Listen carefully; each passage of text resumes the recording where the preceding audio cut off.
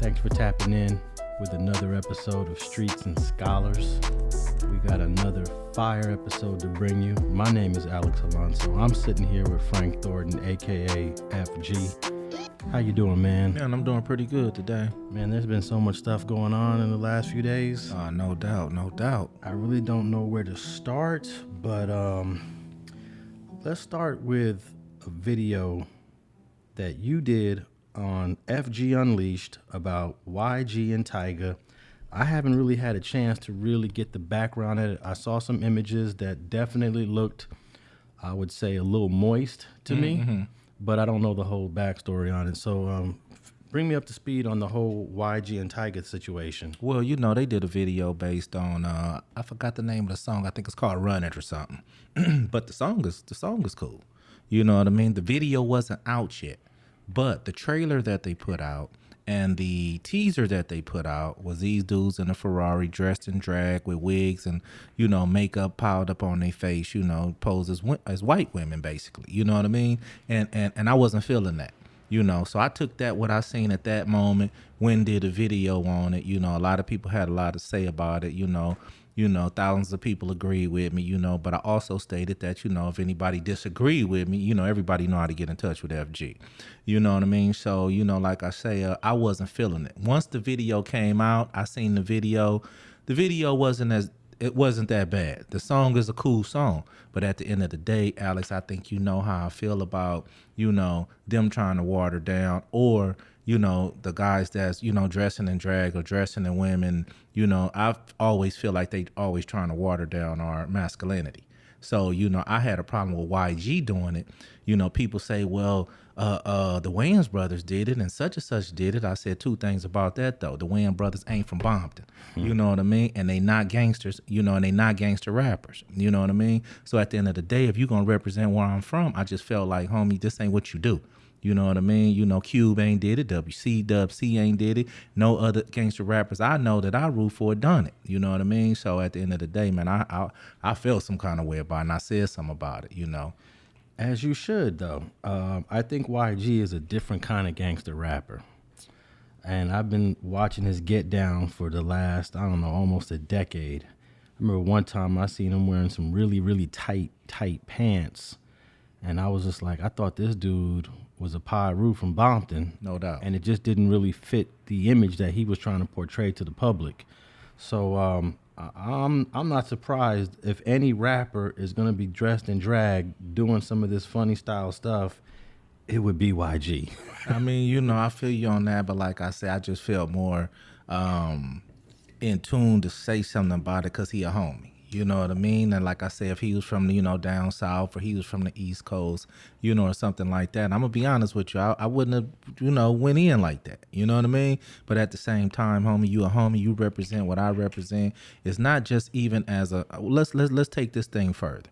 It's not as a Pyru thing. It's not as a Compton thing. Man, these dudes represent the West Coast, man. You know what I mean? So when representing the West Coast, you know, you got a responsibility on your back to uphold, you know, what the West Coast believe in. And I don't think this is a move that the West Coast believe in. A lot of people come and say, man, it was just a video, or they was robbing the bank, you know. But the trailer that they put out, whoever the producers or whoever put this out there, the teaser, man, they knew what they was doing, man. You put this thing out for them, everybody to see them in drag to the world, before you put the video out, which left room for judgment and debate. And I had something to say about it. So the excuse is that they were dressed in drag because they was robbing a bank? Right. That's a funny excuse. But hey, man, a lot of black comedians have been put in a position to dress in drag. And I believe my main man, Dave Chappelle, said there was no way he was ever going to put a dress on. Even though some of our comedic greats have done it, man. I'm not sure if Richard Pryor did it, but we all know Jamie Foxx did it. Martin did it. I really think that it is a low point in your career if the powers that be in this town that we call Hollywood tell you to put on a dress and you do it. And I remember Dave Chappelle saying that they tried to tell him to put on a dress one day and he said, it ain't happening. Well, from what I'm hearing, it's called a humiliation ritual, and I didn't know it was an official term for it. I didn't know that it's actual something that Hollywood or the powers that be, says you have to do this humiliation ritual in order for you to go to the next level in acting. So that's why you probably see so many actors at least playing a gay guy once or wearing a dress once, or it's actually a real thing. On the flip side, though, this is not a movie. This was a music video by a gangster rapper, you know what I mean, that stepped into the arena with Bompton on his head, had the whole world screaming 400, you know what I mean, and throwing up peace signs, you know what I mean? So that's why I felt some kind of way about it. Homie, don't let them water you down. But a lot of people in my comments on my video on FG Unleashed say, hey, man, that's YG, man. You expecting too much from him. But at the same time, I just seen a recent picture of him, you know what I mean, still chunking up peace signs, you know what I mean? So he's still pushing the P, and it's the way you do that. And it's unfortunate that some of the homies or some people might, be like, it's cool because, I want to take a picture with him, or I want to do a video with him, or I want him to rap with one of my artists, you know what I mean? But at the same time, man, the rules has been the rules forever, and I see them getting more watered down and more watered down each day, though, Alex. And is it the money that lets people like that kind of get away with it for the most part? No doubt. Because he breaking people off in the hood. Man, he looking out for the homie, so they gonna ride with him. You know what I mean? Even if they disagree with him, you know what I mean? But me growing up as a homie, I always had some people around me that was gonna tell me if I was on some bullshit. You know what I mean? And don't get me wrong. I get it. I've had a few dollars before, and back in the day when I was doing the nightclubs, and people was like, man, you need to rock the Versace, and you need to, do the different brands and do the different, you know what I mean? And I get it. You know what I mean? I went from khakis and chucks to suits and gator boots, and did the whole thing. But we didn't water down our masculinity, and I just believe that, like I said, I'm not pointing no fingers at nobody. I just believe that it's an agenda that's trying to make us more and more acceptable with not being masculine. Like, we're the bad guys for just wanting to be men, hair on your chest, hair on your knuckles, whatever you want to do. I just believe that is they backing us in the corner, and we just being the men we've always been, I think a lot of people that reach a certain level of success and fame, they have a lot of people around them that are too nervous or too reluctant to check them because they're beneath them economically. So if YG was from Cross Atlantic and you was his right-hand man, and he did this without your knowledge, and immediately after you learned, what would you say to the little homie that did this and he blindsided you with it? It could be the big homie. It's not even a little homie thing. It could be the big homie. You know what I mean? G homie, we don't do that. We don't rock. You don't have you got millions already, dude. We ain't got to rock like that. You know what I mean? But at the end of the day, I did say, to each his own. Every man is his own man. You know what I mean? Every man is responsible for, how he conduct himself, how these rappers or anybody else conduct themselves in society don't reflect on me. You know what I mean? But at the same time, like I said, I was just a little more disappointed just based on, you come from a gangster perspective in your rhymes. You know what I mean? You got an album called, Still Brazy. That's probably your best album ever. You know what I mean? So that's why I felt the need to, like I tell them, Alex, iron sharpen iron. And I'm not going to stop sharpening. You know what I mean? Some dudes will be mad at some of the shit I say, but at the same time, they'll be like, what, the big homie ain't wrong. You know what I mean? We ain't saying he right, but he ain't wrong for feeling like how he feel. You know what I mean? Hey, if you dig deep into this Crip blood history, and you go way back to the 70s, late 60s, early 70s, and throughout the 70s, and you really dig deep into people's backgrounds, you might be shocked at how much gay and homosexual activity has occurred with people that we've called G's. And I think this is a taboo that we don't talk about when it comes to gang culture. But I would say that in my historical look at the culture going back, 50 years, I was shocked to learn that, this dude went that way. This guy was that way. And I think on a previous episode of Streets and Scholars, you talked about bumping into dudes on the yard in federal prison that kind of went that way. No. So to a certain degree, I think that it might be just a part of humanity that there's always going to be a percentage of people that go that way, regardless if they're civilians, regardless if they're teachers, regardless if they're police officers, and regardless if they're gangsters. You absolutely right. But let me reiterate, I don't think the homie gay. You know what I mean? You know, he could have been playing, having fun, trying to do a play off the movie White Girls with the Wayans brothers, which they took a lot of flack off that people don't know. They took a lot of heat off that movie. Man, I hated that movie. I didn't even watch it. You know what I mean? But at the same time, you know, I'm just saying, even if you playing, even if you joking, even if you know, you let these people put that out there as a trailer for the world to see first before they even seen the video, you know what I mean? And to give us a perspective, to give us something to talk about, to give, you know, maybe more views, because that's what everything is about, views and making money, and make people go watch the video. But as a man, you know, as a gangster, as a dude who, like I say, come through the door, gangster rap, you know what I mean? You know, come on, man, somebody gonna say something to you about it. Is there any argument that a guy like YG can say to you when he says, look, big homie, these people is paying me 7 figures. You know, I'm breaking off the hood with the music studios, with vehicles, with jewelry. I'm putting a couple of youngsters on, and I got a big check for doing this. You might look down on me for it, but I got some paper for that move that you don't like. You know what? No, that's understandable. You know, that's understandable. Because nowadays, you know, you got people that do a whole lot of shit for some money. You know what I mean? And like I say, maybe that's why I go to work every day and work a 9 to 5. Maybe that's why I'm not rich, because I'm not, you know, because I done been around Hollywood. I done been around a whole lot of different situations. But at the same time, you know, my integrity going to stay intact on my beliefs, you know. And it's my beliefs is this ain't the shit we do, you know. So if he did, hey, more power to you. I hope you continue to success on getting your bread, you know what I mean? But at the same time, you know, certain shit I'm just not going to do for some change. That's just what it is. You just made me think about the movie A Bronx Tale when Robert De Niro, the father, was trying to tell his son that the working man, he was a bus driver in the movie. Mm-hmm. Remember that. And he was trying to say, man, the working man is the one that should be respected, because the son was all into the gangsters hanging out on the corner making that money. And, yeah, sometimes... you know, you got to stand on something and have a little bit of integrity. It ain't always about money. It ain't always about money. But I'm sure that's the main motivating reason why we see people allowing the industry to emasculate them. Well, you know, on this situation, I don't know, because it was just a music video. You know, and I'm pretty sure, you know, you in charge of dictating, you know, how your music video go. You know, like I said, I was around when Death Row was going on. I've been in music videos, you know what I mean? And so at the end of the day, you know, yeah, you have some say so, you know, and you know, what you choose to do because somebody say, listen, this is what's going to bring the bread, you know, if that's the route you go, that's the route you go, but you're going to have people say shit about it, and I'm one of them.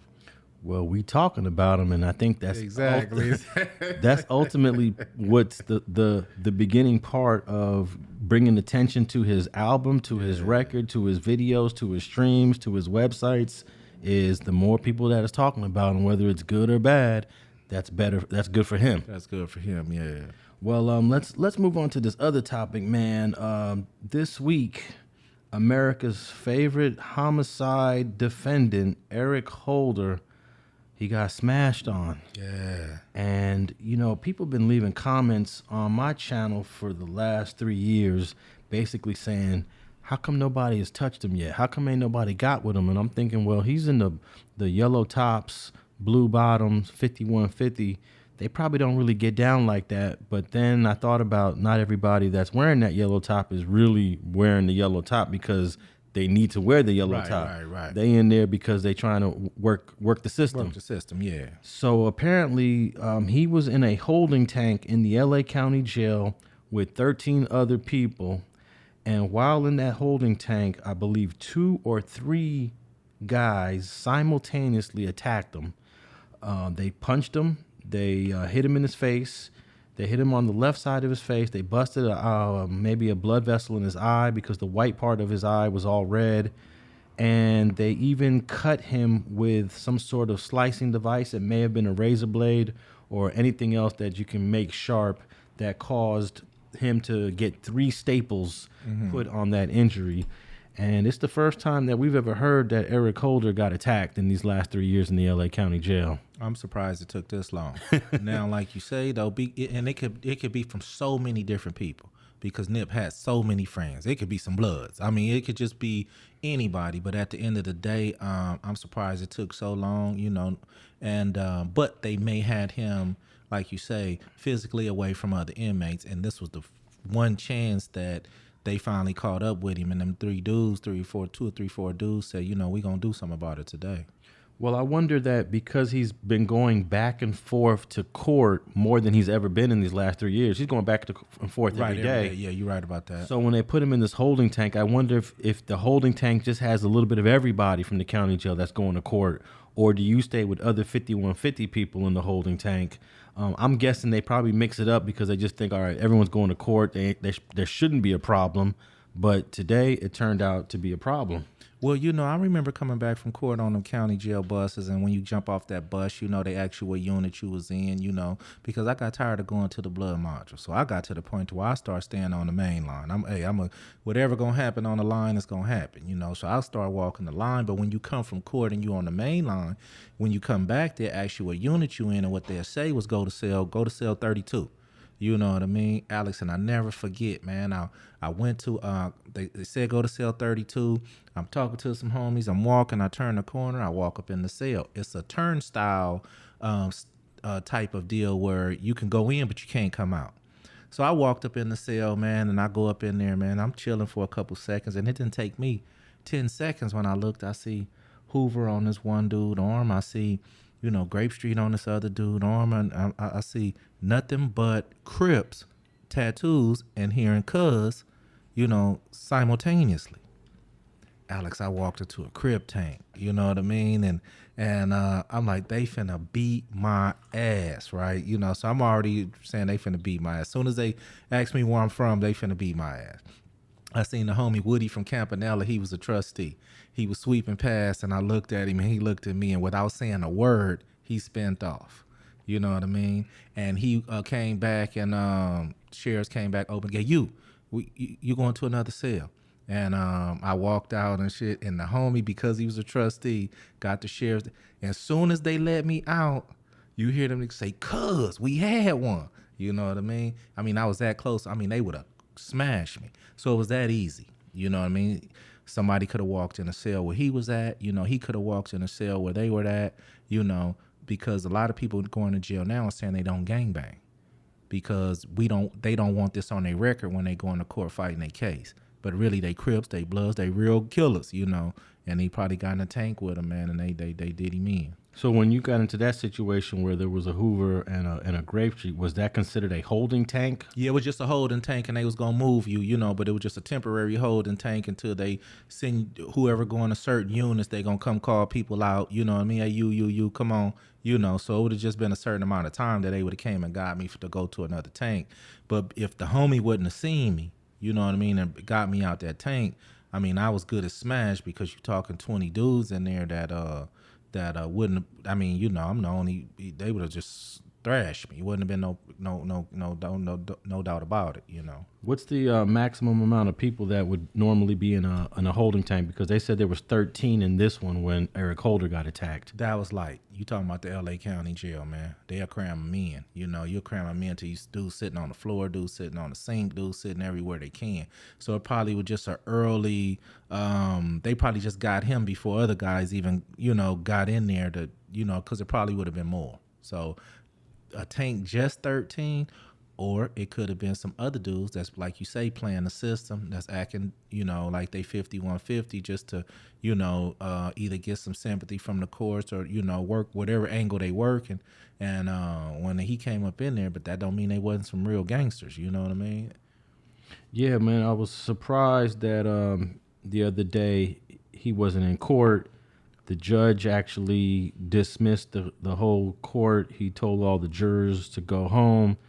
He didn't even say anything that happened to Eric Holder. He had just said that due to unforeseen circumstances out of our control, I'm going to have to recess court today. And then later, after snooping around, I was able to get the information from the attorney that he was attacked.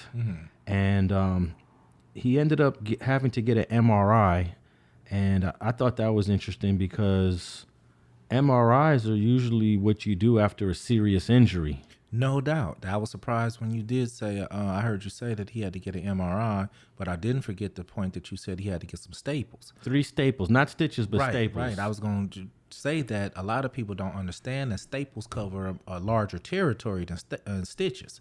So 3 staples can be equivalent to, 20 stitches. You know what I mean? So he probably had a nice little significant cut, based on, the attack that happened, them being in a holding tank. You know what I mean?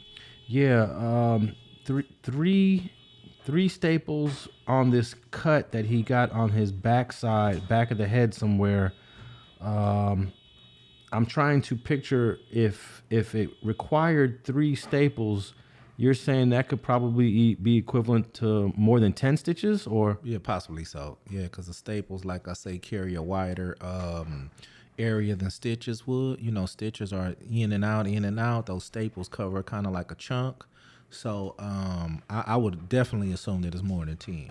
And why staples? If you and I just go to the emergency and we get a cut, they're gonna give us stitches, right? Not so much anymore. Technology is evolving. Depending on where the cut was and how much skin was available to put the staples in. I believe all those contribute to how they do it. But I don't know. I used to see homies with staples. I see them with stitches. I've had plenty stitches. I've never had any staples. So it's fair to say that if it required 3 staples, this must have been a decent cut. No doubt. No doubt. Now, I don't think I would characterize this as a stabbing. And I don't think they use that term when I talked to the attorney. He didn't use stabbing, but do you make a distinction between getting cut or a stabbing, or is it all the same? No, it's different. A cut is different, a stabbing is different, and a poke is different.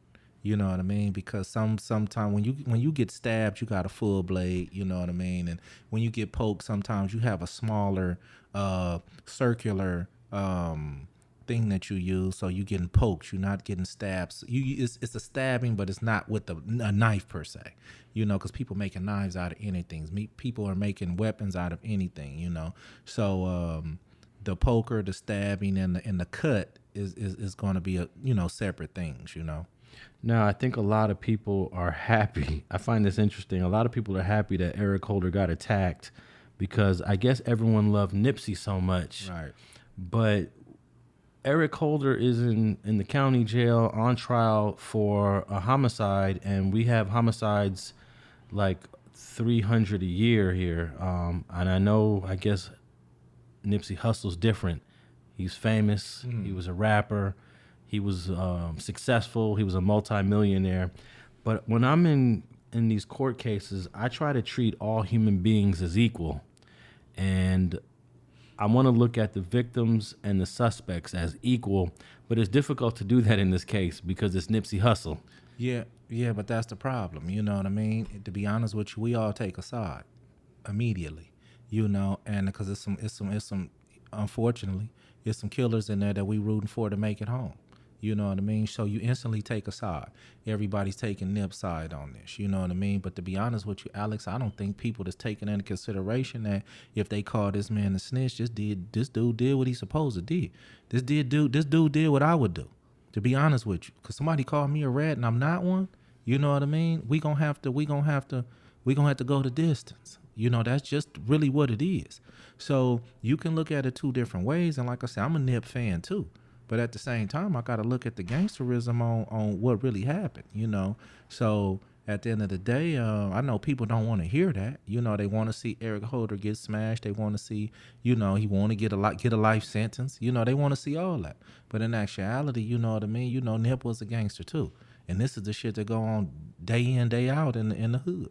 Yeah, and I guess we would call that whatever was going on in the parking lot. They was politicking. No doubt. Exactly what it was. And interestingly, in 3 years since this has happened, no one has been able to produce any paperwork on Eric Holder, a.k.a. Shitty, for any telling, snitching, informing that he may have done in the past. I'm not saying he not one. I'm just saying that, hey, you would think that this is Nipsey. Where is the paperwork? This magnitude of case, the paperwork should have been on the street 3 years ago. You know what I mean? You know, and at the end of the day, man, I'm still been waiting. Like, dude, I'm trying my hardest to say, you know, dude filed is all outdoors for doing this to Nip, but at the same time, I never even got seen no paperwork or never heard the 6 O's come out and say, you know, no, dude was really a rat. Dude really was filed. You know, now apparently, if some allegations was talked about and discussed, it must be something somewhere. I don't think it's just a ghost, you know, perspective on they was talking about him snitching and it just was some ghost shit. I believe, you know, in order for you to get your paperwork straight, that means it's some paperwork that has to be not straight. You know what I mean? So at the end of the day, where's that paperwork? You know. Well, it hasn't come up, but in this case, I've been listening to this trial very closely, and they're trying to make a distinction between calling someone a rat, or actually a snitch. The word snitch is being used. Calling someone a snitch, or saying, hey, there's paperwork on you, which sounds a little bit more sanitized than saying, hey, you're a snitch. And I'm just wondering, from your perspective, if someone came at you and said it in this other way, hey, there's some paperwork out on you, I haven't read it, but you need to address it. Does that sound a little bit more sanitized and less confrontational than saying, hey, man, I heard you a snitch? No, it's the same to me. It's all the same to you. It's the same to me, because if a dude come at me and say, there's some paperwork out there and I need to get it straight, you know what I mean? For one, you know what you've done in your life and what you haven't done. You know what I mean? So for me, we going to deal with this situation right here. And it's going to be, and to me, you don't deal with snitch allegations over no smallly. You don't deal with them lightly. You don't deal with them, you know what I mean? Because for one, if you calling me this, you should have this in your hand or saying you can produce it. If you can't produce it, me and your homeboy should be smashing. You know what I mean? But I'm definitely going to do it. If I'm in jail, I'm going to stab your ass straight up. I'm not even going to give you the opportunity. You know what I mean? Bring it out. Don't throw no allegations out there that there's some paperwork on me. I'm going to stab your ass right now for that. You know what I mean? Because I know it's not. You know, now, don't get me wrong, the dude who everybody say that they didn't snitch, you know what I mean? Even the ones that did. They're banking on the possibility that you can't get that paperwork. You know what I mean? So I get that. So they going to be like, well, when you get the paperwork, we'll get the paperwork. I'm not going to give you no opportunity to that. You call me a snitch and I'm not one, we going to handle this right here, right there. Now, in this trial, the allegation is that Nipsey said to him, take care of this paperwork. I personally haven't read it, but I heard that it's floating around. It sounds like a very softball accusation, and if it's that limited, I feel like why even waste your time and say it? Well, that's the whole thing about it. You know what I mean? You know, Nip could have overstepped his boundaries because he hadn't really read it. You know what I mean? But don't get me wrong. If I hear somebody's a rat, you know what I mean? No, I'll address it. You know what I mean? Listen, homie, there's too many people going around and say you got some bad paperwork. You know what I mean? You know, because they hadn't seen each other in a while. So that's something that could be said, you know, just in regular casual conversation. Look, homie, we feel you good seeing you again, but I heard there's some paperwork running around on you. I might have asked him, is that true though? You know what I mean? I don't think that was the conversation. I'm at least going to be like, hey, is there any truth to this paperwork, homie, I'm hearing that's going around on you? Give dude the opportunity to lie to me. You know what I mean? Because I seen him now. He said he lied to me. Now let me go find the paperwork and let me judge for myself if this what it really is. But I'm not just going to say, you know, I heard there was some paperwork on you, get it straight, you know. Yeah, that was pretty much the testimony from Cowboy. One of the responses that Eric Holder had to Nipsey regarding the paperwork, he said that, oh man, that's just niggas hating on me. And then he moved on to the second issue, was asking everyone if they listened to his music. Apparently, when he asked about, hey, did you hear my music? Everybody kind of just shrugged him off like, nah, man, we ain't messing with your music. So some people are starting to think that maybe Eric got so mad because they dissed him over his music, and maybe Nip never did call him a snitch, because that's what Cowboy's trying to, his I guess Cowboy's narrative is that, nah, man, the little homie never called him a snitch. He just said something about some paperwork. It was a cool conversation. They was homies, and he was just giving them some advice. So he's really making it seem like it wasn't no issue in the conversation. So then why would this guy get so mad? Because they didn't want to listen to his music? I don't believe so. You know what I mean? And don't get me wrong, you know, but his answer is for somebody saying that his paperwork wasn't straight, and he said that's probably somebody hating on me. That would make me believe that you're a rat right there. You know what I mean? Because at the end of the day, somebody hating on you, come on, dude. You know what I mean? Let me tell you one thing about gangster shit. What I do know, Alex, from my experience. When dudes are hating on you, they'll say all kind of things. They'll tell your girl on you that you was with another girl. They'll, you know, slash your tires. They'll steal your car, you know, steal your datings. You know, they'll do a whole lot of shit. But one thing they usually don't do is call you a rat or a homosexual. The only time these allegations, you hear these two allegations about somebody, that they're a rat or they're a homosexual, is there some truth to it somewhere? Now, you don't think this younger generation will go there like that, even if it's not true? Because you're talking from the perspective of a different generation. You know what? I am. Because now these dudes call each other bitches and they be joking. We didn't do that. Yeah. You can't call me no bitch homie on no play shit. You know what I mean? So they do that. You know, you bitch ass nigga. You know, they do that nowadays. You know what I mean? And they will call a dude, you know, so you got a point. But the generation that I come up in, you know, Eric Holder and Nipsey, what, they 30, what? There's a 4-year age difference between them. Nipsey was 33 when he was killed, and that would have put Eric Holder at 29. Okay. He was still kind of young, but I just don't think nobody calls you a rat hating on you. I don't in no generation. I think we'll take the homosexual out of it. We going to go back to the rat. The rat, I don't think nobody in no generation gonna call a dude a rat unless it's some kind of, you know, speculation that he just might be. So you're saying that you don't believe that somebody would falsely accuse someone as being a rat? It's highly possible. It's possible, but for dudes that really know the game, dudes who really did some time, dudes that really been behind them walls, dudes that really walk them yards, know that you don't play like that, homie. You lose your life playing with somebody over that like that. So. No, I don't think this is just a situation. Now, don't get me wrong. A lot of rumors get out a lot of ways. You know what I mean? Somebody could be chopping it up and be like, damn, how dude only got 3 years? He must have told. The next person leave that conversation and say, yeah, the homie said he told. Yeah. But don't get me wrong. Rumors can float and shit. But let me tell you something, man. It's just rare. I don't hear about a lot of homies calling dudes snitches. And it's not some kind of truth to it, because that's a hell of an allegation to put on. That's a heavy jacket to put on somebody, Alex. Well, maybe at some point some paperwork will be produced that Eric Holder did tell, but I'm just surprised that in 3 years, nothing solid has come out. Not even something that, like some paperwork that says confidential informant, and they're saying that this is Eric, even if it ain't his name in it. Nothing pointing to him as telling on any case. And then check this out. Last week, one of the paralegals testified for the prosecution, and they pulled up Eric Holder's rap sheet. Mm-hmm. They said this is his rap sheet, and his rap sheet has 1 arrest. He was 29 when he got arrested for killing Nip. He has an arrest when he was 23 years old for possession of a gun and possession of illegal drugs. Mm. He took a deal on that. They dropped the drug. He took the deal on the gun. He got probation. And that's it. He has no juvenile record. He's never been to prison. He took probation on this case. And I'm like, for a guy that was this quick to pull the trigger on a brother, that's kind of like you're a gunner, but you ain't got no history with the police. So that kind of raised a red flag for me that you've only been to jail 1 time and you got probation. That don't raise the eyebrow for me, Alex. You know, some dudes out here, man, that's some cold killers, man, that, you know, only thing they done got on their record is speeding tickets. You know what I mean? Some dudes really got away.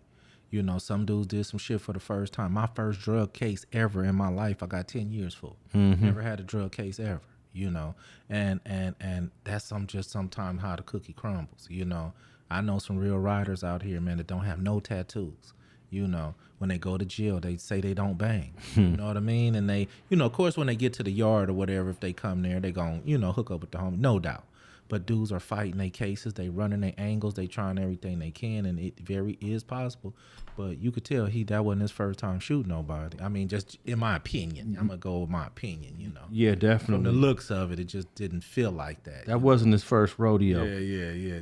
In my opinion. Yeah, but someone I shared my same view on his rap sheet with a couple other people, and they basically said the same thing you said. That one guy said, we call those guys worms. They don't never get caught. Yeah. So I just thought that was a little surprising, but because the way if you look at the video, the way he did his thing, he looked like, this is what he does. Yeah. And no disrespect to Nipsey and the tragic way that, he lost his life, but this dude, as Denzel Washington would say, was surgical with it. Yeah, no doubt. Yeah. But let's move on to this other topic, because related to the same case, they've been trying to drag Nipsey Hussle's longtime friend who went to Hamilton High School with him. They grew up with each other since teenagers, and they did music together a little bit. In fact, the first person that Nipsey Hussle shakes hands with in this video, moments before he gets killed, is a guy named Rimpaw. Mm-hmm. And I think we got to give Rimpaw, his due props for sticking to what he believed in, whether you think it's a code or not a code, but he stuck to his beliefs. No doubt. Even after the government found him, tracked him down, and served him with the legal papers that basically said you have to come to court and tell your side of the story, he still defied it. He violated the court order.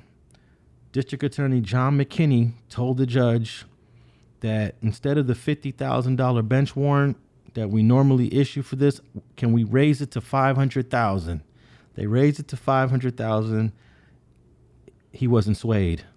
And earlier this week, we find out that the judge canceled the subpoena. They called it, they squashed it. There was a body attachment. So as of now, Rimpaw doesn't have to worry about coming to court and telling his side of the story, man. What's your whole take on that? My whole take on that is for, these street dudes that's out here wondering what you supposed to do, because you got to realize you in a generation that's trying to figure out how you supposed to conduct yourself as a G. You know what I mean? Rimpaw showed that, full form, high power case, very high profile case. He showed it, bro, on how you supposed to conduct yourself in these situations. Now, don't get me wrong. I know a lot of people don't want to get the search warrant. They don't want to go to jail. They don't want to, but at the same time, he stuck to his guns, and look how it worked out for him, Yeah, because the whole system of subpoenas, bench warrants, body attachments, I believe they're all designed to intimidate whoever they're trying to get and to make you just succumb to whatever they want. And for whatever reason, he wasn't swayed at all. No doubt. Like I say, he stick to his guns. He stood by how it's supposed to get done. Everybody is not going to handle it like that, because we all know that once you get served a subpoena, you have to show up in court. Everybody is not going to put everything on the line and say, I'm not coming. You know what I mean? Some dudes with jobs that work on normal jobs, I'm not sure if he did, but a lot of times they could find out where you work and they'll come to your job and get you. You know what I mean? So maybe he was in a position where he was able to elude them, further, but he didn't know what his circumstances was going to be. All he knew is once they called him, they was going to drag him in that courtroom, and they was going to be persistent about getting that testimony up out of him, whatever it was, So I commend the dude. Don't know him, never met him, but I commend him on sticking to his guns, man, and showing people that sometimes, man, if you just hold your guns, should have worked out for you. Now, there's another way to handle this situation. I think Kerry Latham kind of did it this way, although he did testify in the grand jury, but let's just pretend that that grand jury testimony doesn't exist. The way Kerry Latham, he was subpoenaed, he came to court, but his answers were, I don't know, I don't remember, I didn't see, no, I don't know. So that's another way to handle it. What do you think's the best way to deal with the government when they serve you a subpoena? Should you just go there and just basically say, I don't remember, I don't recall, or should you just try to, go on the run? Well, the thing about it, I don't suggest to run for everybody. You don't know what people going on in their lives. You know, they may have to take their mom to dialysis every day. They may have to, be there for their sister to watch their nephew. I mean, you don't know everybody's situation. You know what I mean? So everybody can't do the same thing. But at the end of the day, if you're a gangster, if you out in these streets, if you know the rules and regulations, man, and you done took the oath for the gang, you know what it is. You don't get up on the stand and say shit, even if you do get up on the stand.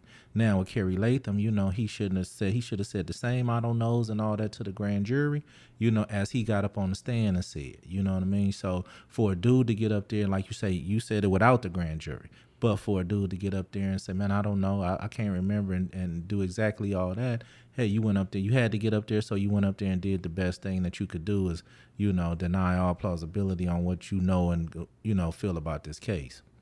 Yeah, I think that I know this will never happen, but I think that the court should honor and respect the people who don't want to testify and do the best they can with their case with the people who don't mind testifying. But forcing someone to come to court, it just doesn't sound American to me. Like, yeah, we're going to drag you in here. We're going to put you on the stand. We're going to put you under oath, and we're going to make you answer these questions. It almost sounds like some sort of regime, like, like if we're in North Korea or something like that. Well, the thing about it is, Alex, I'm a very understanding guy, all the way around.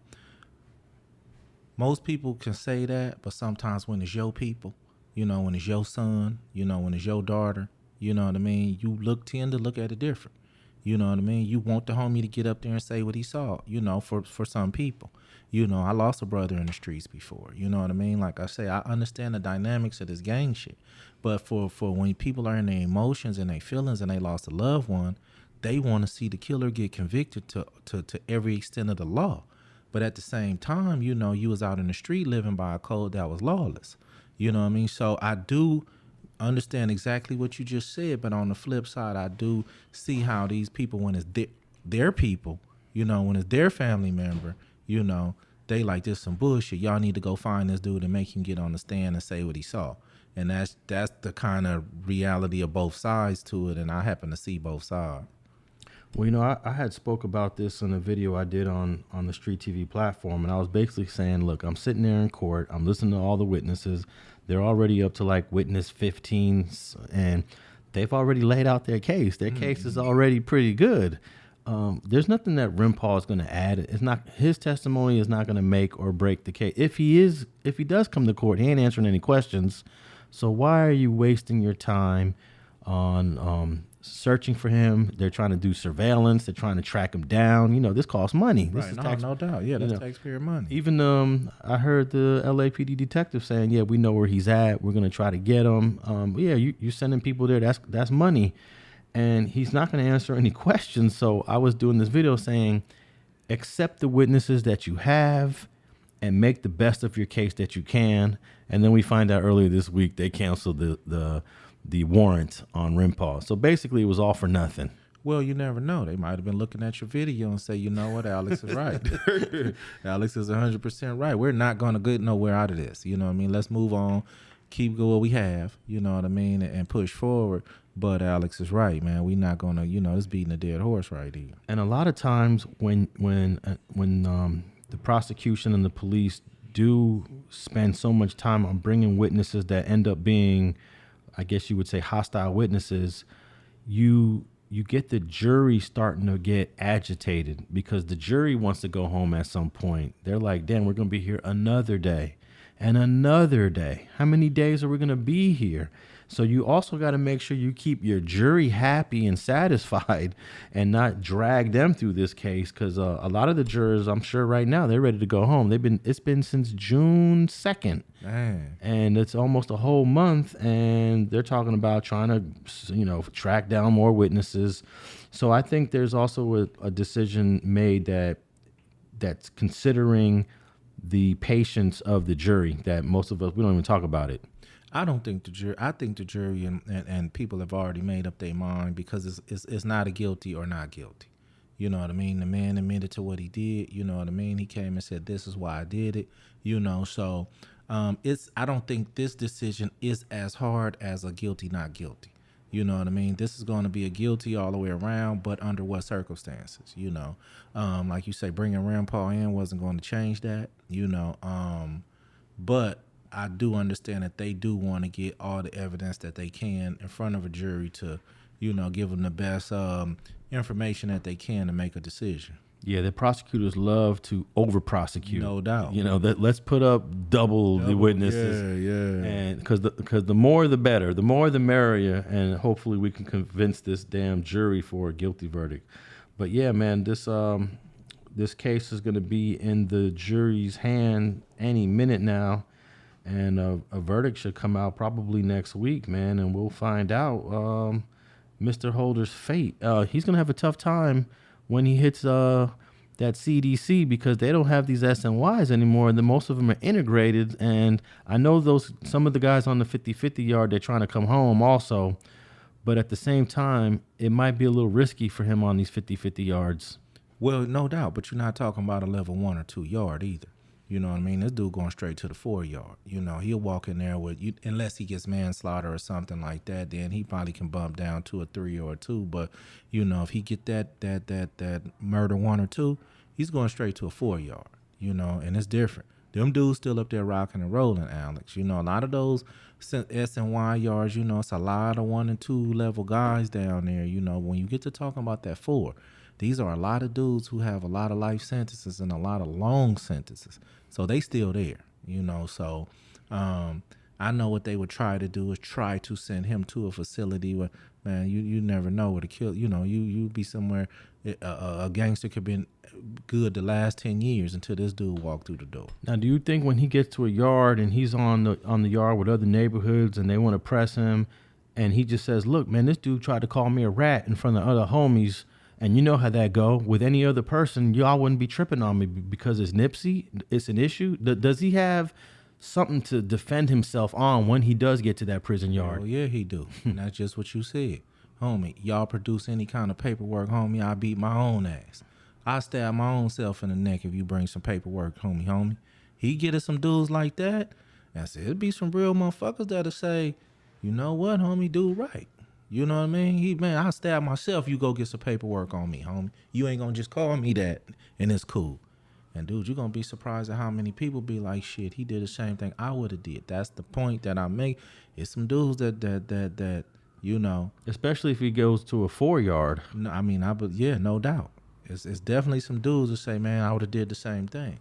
You know. I hope one day we figure out why he was attacked in this holding tank in the county. I'm just curious, like, was it his homies? Was it the opposition? Right. Was it even? Does it even have anything to do with Nipsey Hussle? Right. Didn't have nothing to do with none of that. Yeah. We don't even know. I guess it's fair to speculate that it may be some Nipsey Hussle fans that were locked up, but we have no idea. And perhaps one day we'll figure it out. And man, let's get to this one more topic, man. We got to talk about this fight, man. That there was so much hype behind this fight. We actually had both these guys on the Streets and Scholars show a few weeks back. Your boy Boskoe from Queen Street and Nina Boy from East Coast, man. Yeah, we talked to both of them. Yeah, and the fight probably was lackluster. But before we talk about it, I want to play a quick little video from my man Nino Cappuccino, aka BJ from Bounty Hunter. This is what he had to say. This is what he had to say about that fight. Give me a second here. Let me. Queens across the globe is 6:30. All right. Let me make sure. Let me make sure I got the right one here. All right, here we go. This is BJ, aka Nino Cappuccino. Hey, look here, TV land. I told y'all, man. I told y'all my prediction about this old raggedy ass bullshit fake fight, right? How these two niggas been on the internet woofing for the last 2 months like they got knockouts. Nina Boo and Big Nose Boskoe, can't none of you suckers fight. I told you niggas ain't for the streets like you on this internet claiming you is, nigga. You niggas ain't been on the block and in your hoods fighting all your life, niggas. You niggas ain't even never had no fight with your peers, nigga. Nina Boy, duck your head on a real nigga like that in the ring. Nigga go knock your forehead in place, nigga. Ugly head ass nigga. Boskoe, you big nose, scary ass nigga, all that shit you be talking on the internet, man. Please let me get the rematch. Let me fight both of them niggas, TV Land. Let me get in the ring with both of these niggas, side by side, so they can tag each other like we're in a wrestling match. While I box both of these niggas out. I'll fuck both of them niggas up on my life. If I don't beat Nina Boy up and Boskoe up, take me off the internet altogether, man. I'll retire altogether. All right, man. He goes on and on, but you know what? I believe BJ. I believe BJ because I know people he done personally have fights with. Yeah. I believe BJ everything he says, man. He's passionate about it. Sometimes he tells crazy stories, but I believe him on this one, man. What's your whole take on this fight, man? Man, it's hard for me to even talk about it, Alex, to be honest with you, but right here on Streets and Scholars, we say we gonna keep it 100, you know what I mean? And it was definitely I hadn't seen nothing like that between two gangsters, you know what I mean? And my thing was this. I'm a firm believer in it ain't about winning or losing, but squad. Go fight your fight. Go run your fade. I didn't see no lockups, no nothing. That one little 5-second little situation. The rings were the rounds were so short that they should have been locking up at every, as soon as the bell rang, they should have been locking up. So I mean, what you want me to say, bro? You know what I mean? The internet just been on their helmet since it happened. But it definitely was a disappointment, to be honest with you. Is it possibly because they're fighting in such a structured environment inside a ring with gloves on that perhaps takes something away from the way they would instinctively fight if it was a street fight, or it doesn't matter? I mean, no, it don't matter. Because per se, you got the gloves on, just mean you may can knock somebody out with your bare fist that you can't knock them out with the gloves. Okay, I might get that point. But we talking about just the point to where it was a round that went by that it was no physical contact a whole round, And for them to pump the fight up like that, I was looking forward to it for all these months. That was just unacceptable. You let the fans down, y'all let the homies down, It just was unacceptable that y'all didn't lock up on every phase. Now, Nina Boy said that he didn't get paid, then you shouldn't have gotten the ring. But once you stepped in that ring and you agreed to fight, you supposed to win the fight, and you got the whole world looking. If anybody would have went in there and ran up on the other dude, threw all the punches he had and all the punches he could and got knocked on his ass, I believe he would have more respect at this time than what they have right now. Well, Nina Boy was right here on Streets and Scholars talking about he was going to bust his snot box. No doubt.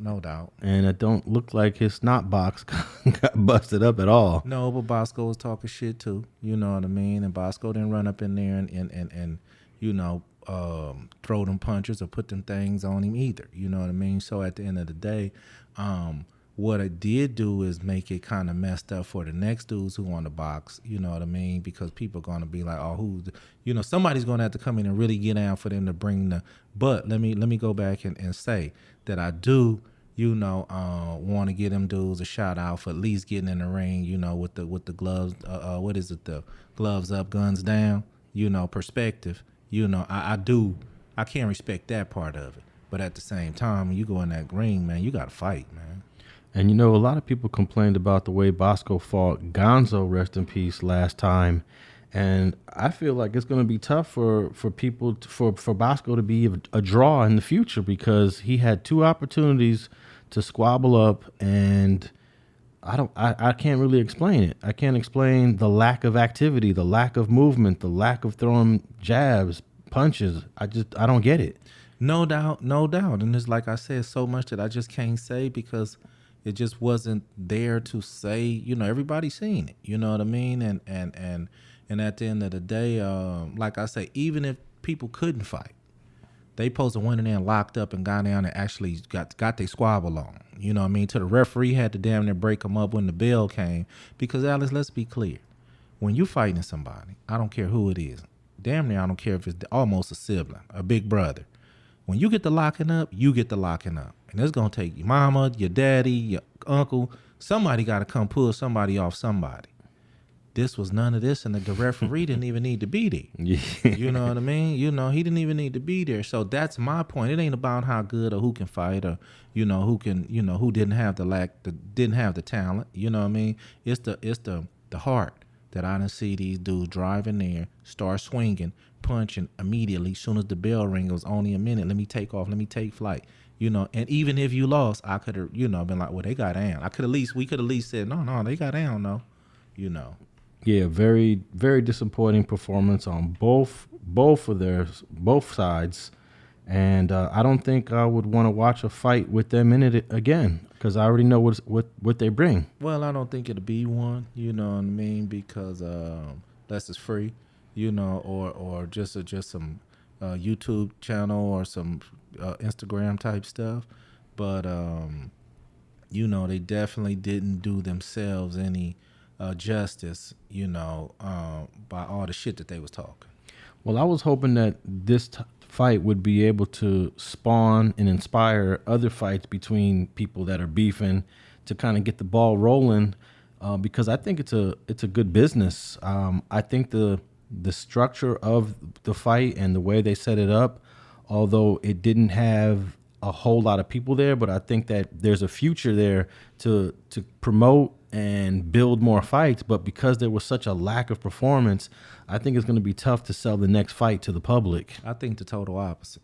You know what I mean? I think it's guys out there that's itching now to get out there and show, you know, because don't get me wrong, don't forget.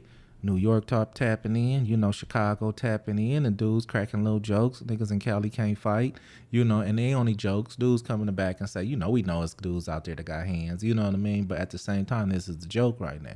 Niggas in Cali can't fight, you know what I mean? So at the same time, I'm sure it's some other dudes that's, let me get up in there. Let me represent her. Now it's let me represent Cali. BJ. You know, let me BJ, where BJ, where you at, OG? You know, if you want to, you know what I mean? You know, BJ want to get up in there with them, but BJ want to fight both of them. Man, and my point is, you know, somebody has to go show it, homie, that this ain't what we representing on this side. And it wasn't about the talent. I want to go back and reiterate that.